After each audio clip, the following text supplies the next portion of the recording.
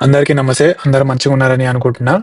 నేను స్టార్ట్ చేసిన Cisco CCNA certification సీరీస్‌లో ఇది 19థ్ వీడియో అండ్ ఈ వీడియోలో మనము లైఫ్ ఆఫ్ ఎ ప్యాకెట్ అంటే ఏందో నేర్చుకుందాం.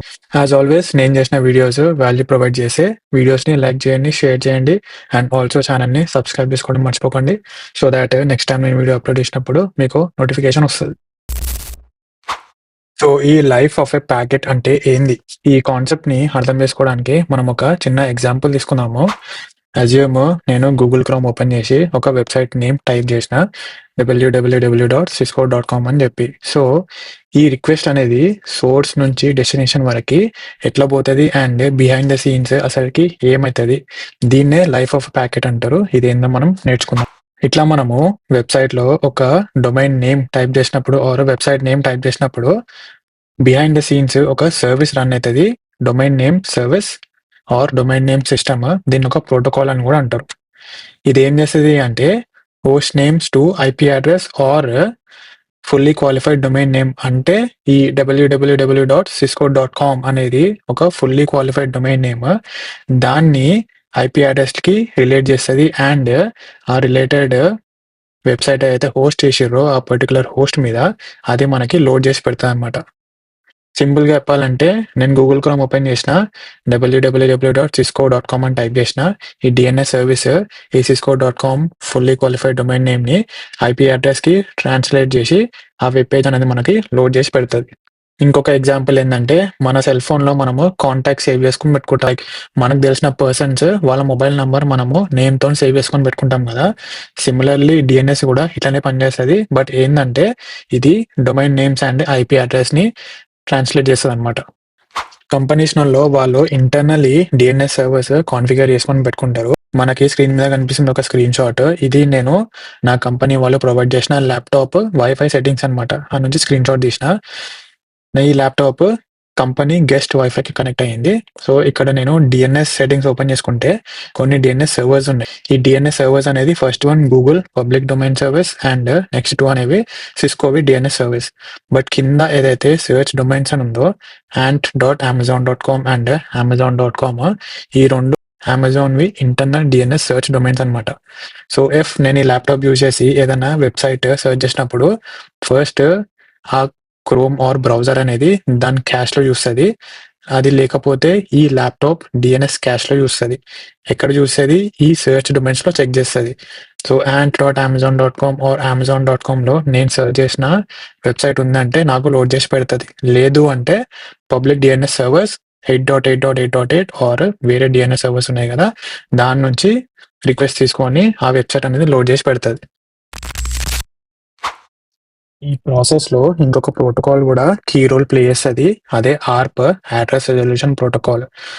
సో నా ల్యాప్‌టాప్ ఒక నెట్వర్క్‌లో ఉంది అండ్ cisco.com అనే వెబ్‌సైట్ ఇంకొక ఎక్కడో నెట్వర్క్‌లో పోస్ట్ చేసి పెట్టిర్రు.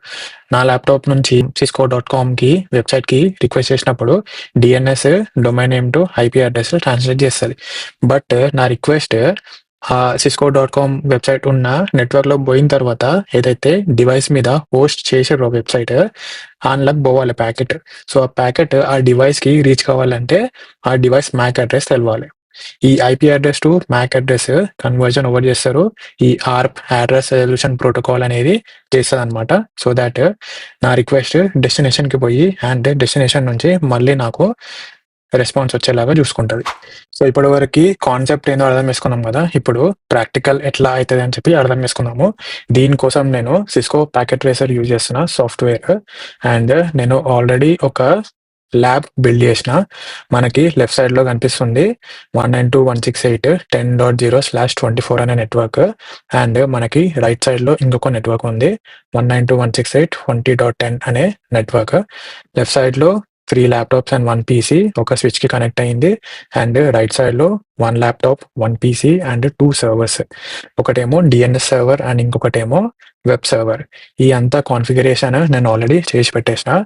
బట్ డోంట్ వరీ ఈ డివైసెస్‌ని ఎట్లా కాన్ఫిగర్ చేస్తాము అనేది మనము నెక్స్ట్ లెక్చర్‌లో ఎట్లాగన్నా చూపిస్తా. సో టెన్షన్ పడాల్సిన అవసరం లేదు. సో ఈ ప్యాకెట్ ట్రేసర్ ల్యాబ్‌లో ఫస్ట్ 192.168.10.0లో నెట్వర్క్లో ఉన్న చార్లీస్ ల్యాప్టాప్ నుంచి నేను IT.Sarathi.com అని ఆల్రెడీ ఒక వెబ్సైట్ ఆర్ హోస్ట్ చేస్తున్నా. దాన్ని పింగ్ చేద్దాము. అండ్ స్టిమ్యులేషన్ ఇక్కడ ప్యాకెట్ ట్రేసర్లో స్టిమ్యులేషన్ మోడ్ ఉంటుంది.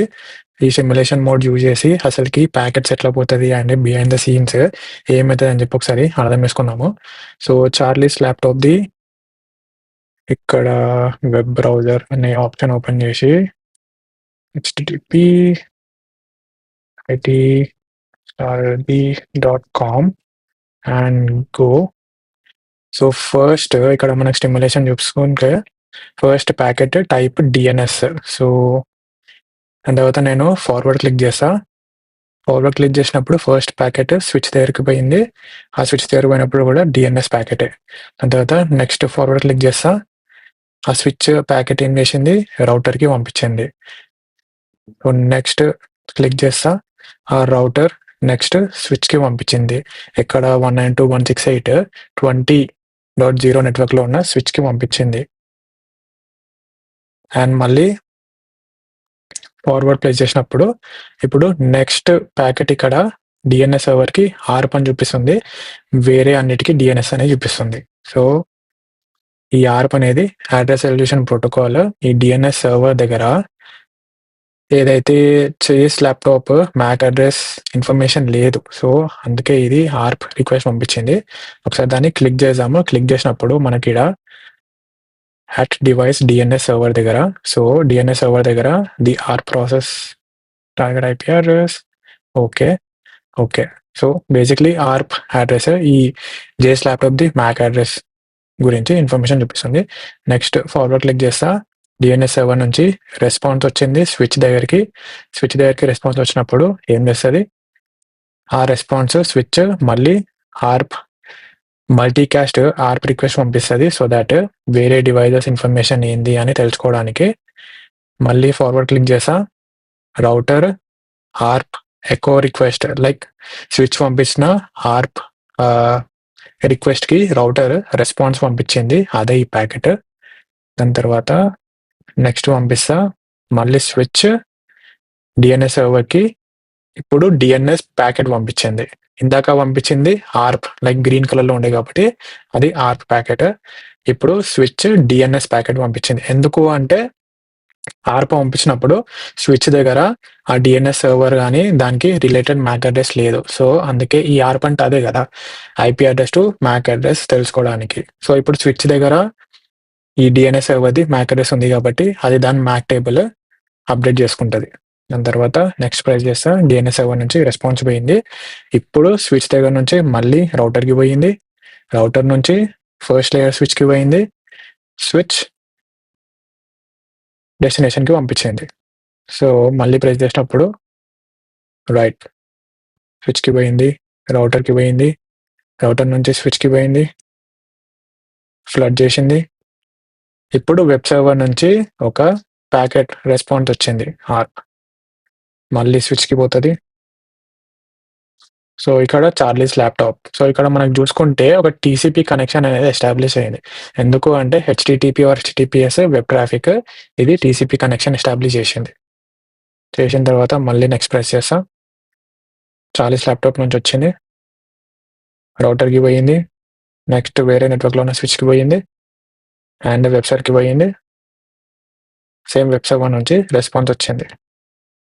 ఓకే, HTTP రెస్పాన్స్ వచ్చింది. TCP connection 3-way handshake అయింది అండ్ హ్యాండ్ చెక్ అయిన తర్వాత HTTP రెస్పాన్స్ వచ్చింది మనకి. మళ్ళీ ప్యాకెట్ పంపించింది TCP కనెక్షన్. ఓకే, సో ఇప్పుడు మల్టిపుల్ ప్యాకెట్స్ పోతున్నాయి, అది మనము ప్యాకెట్ ట్రేసర్ స్టిమ్యులేషన్లో చూస్తున్నాము.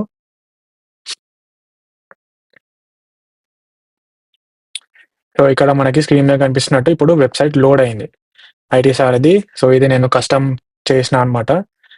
Welcome to my website, successfully explain DNS using Cisco packet tracer. Okay, so just ITSarathi.com అని వెబ్సైట్ URL లో టైప్ చేసిన తర్వాత వెనకాల ఎన్నిగనం ఈవెంట్స్ అయినాయి, ఆల్మోస్ట్ చాలా నెంబర్ ఆఫ్ ఈవెంట్స్ అయినాయి. DNS రిక్వెస్ట్ పోయింది, ARP ప్యాకెట్ పోయింది, HTTP అయింది, TCP కనెక్షన్ ఎస్టాబ్లిష్ అయింది. ఇదంతా సంత అయితదనమాట బిహైండ్ ది ప్రాసెస్. సో, ఈ సిస్కో ప్యాకెట్ ట్రేసర్ టూల్ చాలా గ్రేట్. లైక్ ఎడ్యుకేషనల్ పర్పసెస్ కోసం అండ్ బిహైండ్ ద సీన్స్ అసలు ఈ ప్యాకెట్స్ ఎట్లా ట్రావెల్ అవుతాయని చెప్పి అర్థం చేసుకోవడానికి ఒక గ్రేట్ రిసోర్స్ అనమాట. ఓకే. సో, ఇప్పటివరకి మనము ఈ బిహైండ్ ద సీన్స్ ఏమైందని చెప్పి స్టిమ్యులేషన్ త్రూ అర్థం చేసుకున్నాం కదా! సో, ఈ డివైజెస్‌లో ఏం ఇన్ఫర్మేషన్ సేవ్ అయిందని చెప్పి ఎట్లా తెలుసుకుంటాం? సో, నేను బ్యాక్ రియల్ టైమ్ మోడ్‌కి తీసుకుంటా. స్టిమ్యులేషన్ మోడ్ నుంచి బయటికొస్తా. ఎక్కడి నుంచి పంపించినాం మనం? చార్లీస్ ల్యాప్‌టాప్‌లో పంపించినాం. ఈ చార్లీస్ ల్యాప్‌టాప్ ఏం ఇన్ఫర్మేషన్ సేవ్ చేసుకుంటది? నేను చార్లీస్ ల్యాప్‌టాప్‌లో క్లిక్ చేస్తా అండ్ కమాండ్ ప్రాంప్ట్ ఓపెన్ చేస్తా. కమాండ్ ప్రాంప్ట్ ఓపెన్ చేసిన తర్వాత -A అని క్లిక్ చేస్తా. టైప్ చేసినప్పుడు 192.168.10.2 అండ్ దాని మ్యాక్ అడ్రెస్ ఇన్ఫర్మేషన్ ఈ ల్యాప్‌టాప్ సేవ్ చేసుకుంది. ఎందుకు అంటే ఈ ల్యాప్‌టాప్‌కి తెలుసు నేను వేరే నెట్వర్క్‌లి పోవాలి అంటే ఈ ఇంటర్ఫేస్ నుంచి పోవాలని చెప్పి ఈ ల్యాప్‌టాప్ సేవ్ చేసుకుంది. సిమిలర్‌గా నేను స్విచ్‌లో చూద్దాం ఒకసారి. ఇది స్విచ్ 0 ఎనేబుల్. స్విచ్‌లో కొన్ని డిఫరెంట్ మోడ్స్ ఉంటాయన్నమాట. User execute mode, privilege mode, global config mode అని చెప్పి. సో, మోడ్‌ని బట్టి మీరు ఏం కమాండ్స్ రన్ చేయొచ్చని చెప్పి కొన్ని రెస్ట్రిక్షన్స్, లిమిటేషన్స్ ఉంటాయన్నమాట. సో, నేను ఇప్పుడు ప్రివిలేజ్ మోడ్‌లో ఉన్నా. స్విచ్ ఏంటిది? మ్యాక్ అడ్రెస్ ఇన్ఫర్మేషన్ సేవ్ చేసుకుంటది. అది ఎట్లా చూస్తాము? Show mac address table, table show type command run చేసిన తర్వాత మనకి అవుట్‌పుట్ వచ్చింది. స్విచ్ 2 మ్యాక్ అడ్రెస్‌లు సేవ్ చేసుకుంది. 2 ఇంటర్ఫేస్‌వి. ఫాస్ట్ ఈథర్నెట్ 0/1 ఈ మ్యాక్ అడ్రెస్ అనేది చార్లీస్ ల్యాప్‌టాప్‌ది అండ్ వేరే ఇంటర్ఫేస్ 0.5 అనేది ఈ ఇంటర్ఫేస్ మన రౌటర్‌కి పోయే ఇంటర్ఫేస్ అనమాట. అట్లనే మనము రౌటర్‌లో చూసుకుంటే ఇప్పుడు రౌటర్‌ది ఓపెన్ చేసుకున్నాం. ఎంటర్ ఎనేబుల్ టైప్ చేస్తా. ప్రివిలేజ్ మోడ్‌లోకి పోతది. రౌటర్‌లో ఆర్ప్ క్యాష్ ఉంటది. రౌటర్‌లో మ్యాక్ అడ్రెస్ ఉండదు.